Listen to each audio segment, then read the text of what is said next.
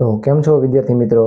હવે આપણે ધોરણ 10 માં ચેપ્ટર નંબર 12 માં પૃષ્ઠફળ ઘનફળમાં સ્વાધ્યાય 12.2 નો પ્રશ્ન નંબર 1 જોઈએ. એક ઘન પદાર્થ એ 1 સેમી ત્રિજ્યા ધરાવતા અર્ધગોલક ઉપર તેટલી જ ત્રિજ્યાવાળો શંકુ ગોઠવીને બનાવ્યો છે. હવે જો વિદ્યાર્થી મિત્રો, આપણને અર્ધગોલક આપેલો છે અને એની ઉપર શું આપેલું છે? ધારો કે પહેલા હું અર્ધગોલક દોરી નાખું છું. આ રીતે એક અર્ધગોલક છે અને અર્ધગોલક ઉપર શું આપેલું છે? આપણને તેટલી જ ત્રિજ્યાવાળો એક શંકુ આપેલો છે. તો આ રીતે વિદ્યાર્થી મિત્રો આપણને આકૃતિ મળશે. હવે આપણને એમ કીધું છે 1 સેમી ત્રિજ્યાવાળો, તો આ સેમી ત્રિજ્યા આની કેટલી આપેલી છે? r બરાબર 1 સેમી ત્રિજ્યા. અહીં લખી નાખીએ કેટલા સેમી છે? 1 સેમી ત્રિજ્યા. હવે શંકુની ઊંચાઈ અને તેની ત્રિજ્યા જેટલી છે. હવે શંકુની ઊંચાઈ પણ કેટલી છે? 1 સેમી જેટલી છે. જો વિદ્યાર્થી મિત્રો, આ જે ભાગ છે એ પણ કેટલો છે? 1 સેમી જેટલો છે. તો અહીં આપણે થોડુંક વધારે થઈ ગયું વિદ્યાર્થી મિત્રો, પણ આ ભાગ પણ કેટલો છે? એની જેટલો જ છે, 1 સેમી જેટલો છે. તો ઘન પદાર્થનું ઘનફળ છે એ પાઈના ગુણિતમાં આપણે મેળવવાનું છે.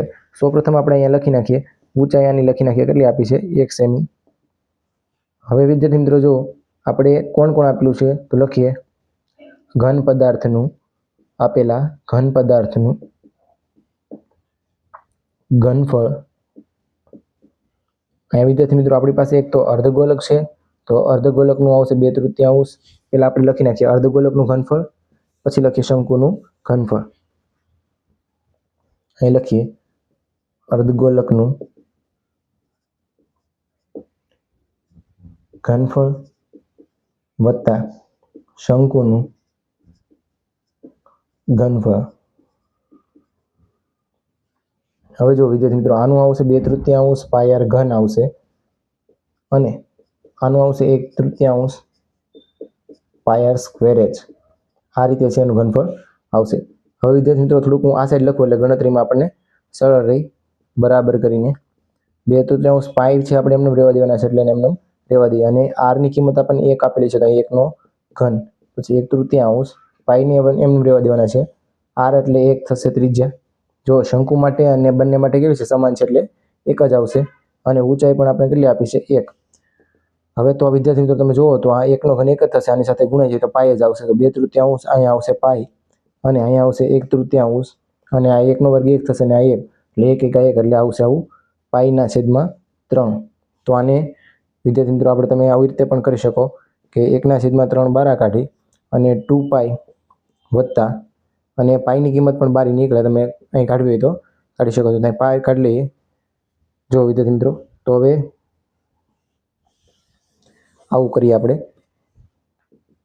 અહીંથી 1/3 અને બીજું એક, બેમાં પાઈ સમાન છે તો બહાર કાઢી લઈએ. તો અંદર તમે જોશો કે અહીંયા વધશે 2 અને વિદ્યાર્થી મિત્રો અહીંયા વધશે 1, એટલે આ થઈ જશે 2 ને 1 3. તો જવાબ હું અહીં લખું છું વિદ્યાર્થી મિત્રો, નીચેની સાઈડ થોડુંક લખું છું. આ રીતે જવાબ આવશે. આ પાઈનો આની સાથે ગુણાકાર કરો એટલે પાઈના છેદમાં 3, અને આની સાથે આ આવશે સરવાળો કરો એટલે 3. તો આ 3 ઉડી જાય તો જવાબમાં કેટલો આવશે? પાઈ સેમી ઘન. વિદ્યાર્થી મિત્રો ઘન હોય ત્યારે આપણે શું લખવાનું? ઘન. આ થઈ ગયો તમારો જવાબ. ચાલો વિદ્યાર્થી મિત્રો હવે પ્રશ્ન નંબર આપણે 2 જોઈએ. ચાલો વિદ્યાર્થી મિત્રો હવે આપણે પ્રશ્ન નંબર 2 જોઈએ.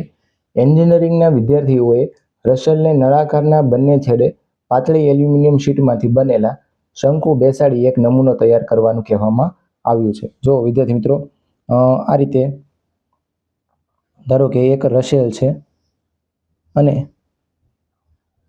આ રીતે રસેલ છે, અને બંને સાઈડ છે એ શું આપેલું છે? શંકુ લગાડેલું છે.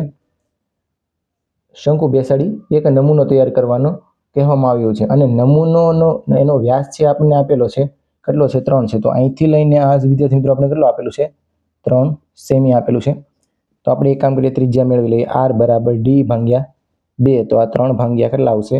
2. આપણે એને 1.5 સેમી પણ કહી શકીએ છીએ.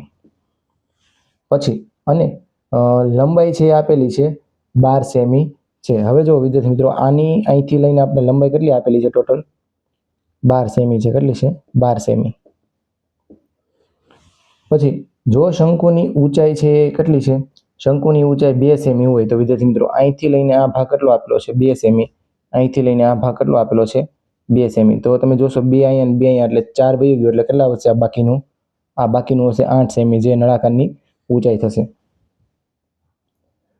જો શંકુની ઊંચાઈ 2 સેમી હોય તો રશેલે બનાવેલ નમૂનાની કેટલી હવા છે એ સમાશે તે શોધો. હવે વિદ્યાર્થી મિત્રો આ જે નમૂનો છે એની અંદર કેટલી હવા સમાશે એ આપણે મેળવવાનું છે. અને નમૂનાના બહારના અને અંદરના માપ કેવા છે? સમાન છે એવું યાદ રાખવાનું છે. ચાલો વિદ્યાર્થી મિત્રો જોઈએ આપણે. તો સૌપ્રથમ છે એ આપણે એક તો આપણી પાસે નળાકાર છે અને 2 કેટલા છે? શંકુ છે. તો અહીં લખીએ. આ તો આપણે ત્રિજ્યા મેળવી લીધી છે અને આ ઊંચાઈ છે એ કેટલી આવશે? h બરાબર 8 સેમી. ચાલો વિદ્યાર્થી મિત્રો હવે આપણે લખીએ જવાબ. રશેલનું ઘનફળ બરાબર કોનું ઘનફળ આવશે? તો એક તો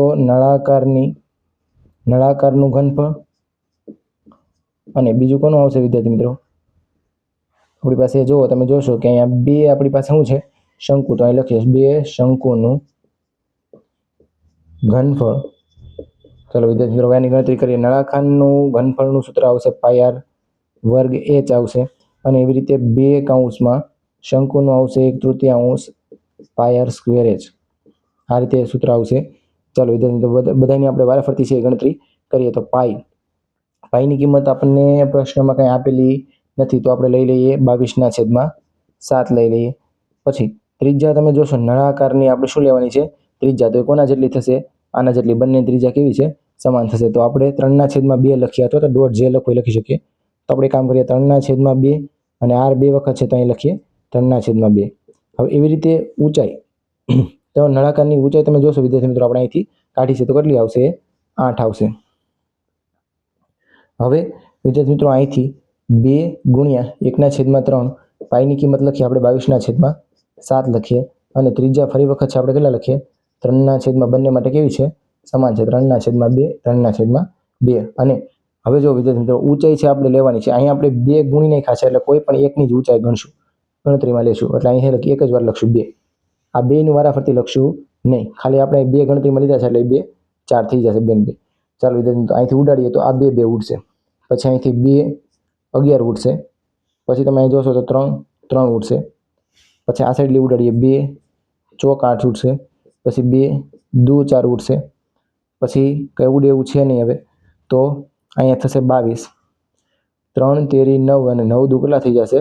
18 અને નીચે વિદ્યાર્થી મિત્રો 7 વધ્યા છે અહીંયા. એવી રીતે આ બાજુ આપણી પાસે જો 11 દુ 22 એકા 22. પછી અહીંયા વધ્યા છે 3 અને નીચે આપણી પાસે કેટલા વધેલા છે? 7. ચાલો વિદ્યાર્થી મિત્રો હવે હું આગળ દાખલાની અહીંયા ગણતરી કરું છું. તમે જોશો કે બંનેમાં છે એ 22/7 છે સામાન્ય છે તો હું કાઢી શકું આરામથી. તો 22/7 છે સામાન્ય કાઢી લઈએ તો આપણી પાસે શું વધશે? તો કે 18. અહીંયા 18 વધશે. અહીંયા શું વધશે? વત્તા 3 વધશે. તો 22/7 18 પછી 19 20 ને 21 તો અહીંયા કેટલા આવશે? 21. ચાલો વિદ્યાર્થી મિત્રો બંને અહીંયા ઉડાડીએ કે એવું છે તો અહીંયા 7 તેરીને 21. 3 દુ 6 અને 3 દુ ને 6 એટલે કેટલું આવશે? 66 સેમી ઘન છે. કોનું આવશે? રશેલનું ઘનફળ. ચાલો વિદ્યાર્થી મિત્રો આ તમારો અહીંયા જવાબ આવી ગયો છે. હવે પછીનો પ્રશ્ન છે આપણે આગળના લેક્ચરમાં જોશું.